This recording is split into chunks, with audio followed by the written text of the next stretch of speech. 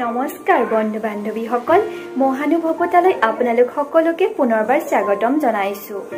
আমাৰ ভিডিঅ'সমূহ চাই like comment কৰি আমাক উৎসাহিত যোগোৱাৰ বাবে আপোনালোক সকলোলৈকে পুনৰবাৰ ধন্যবাদ জ্ঞাপন কৰিছো। আমি যোৱা সংখ্যা ডিমেনচিয়া কি কিয় হয় তাৰ বিষয়ে গম পালো। আহকচোন আমি এবাৰ ডিমেনচিয়াৰ পৰা কেনেদৰে হাত সাৰিব পাৰো তাৰ বিষয়ে গম পাওঁ। ডিমেনচিয়া বেমাৰটো শৰীৰৰ পৰা একেবাৰে আঁতৰাব নোৱাৰি যদিও সহায় সহযোগিতা দৈনিক কাৰ্যকলাপৰ হাল সলনিয়ে ৰোগীজনক ৰোগটোৰ সৈতে যুঁজিবলৈ সহায় কৰে।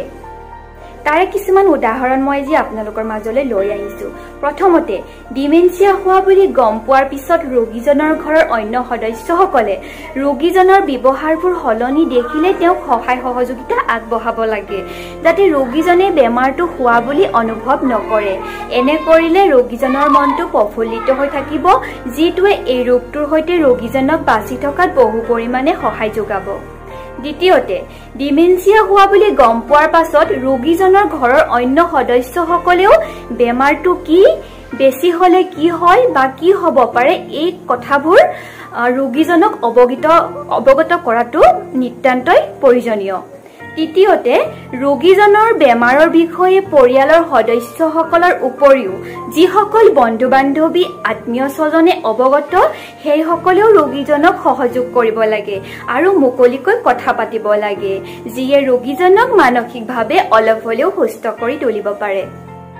চতুৰ্থতে, ডিমেনচিয়াৰ পৰা হাত সাৰিবলৈ খাদ্য প্ৰণালীত যথেষ্ট চকু ৰাখিব লাগে।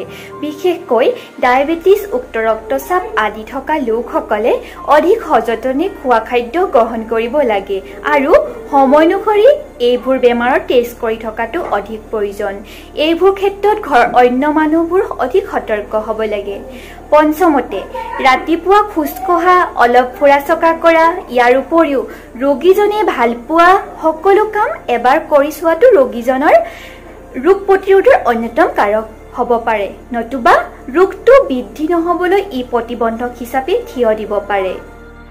ষষ্ঠতে, মগজুত প্ৰেছাৰ, বিভিন্ন খেল, কাম আদি কৰিব দিয়াটো এনে ৰোগীৰ প্ৰতি অতি প্ৰয়োজন। ই ৰোগীজনক ৰোগটোৰ সৈতে যুঁজাত সহায় কৰে।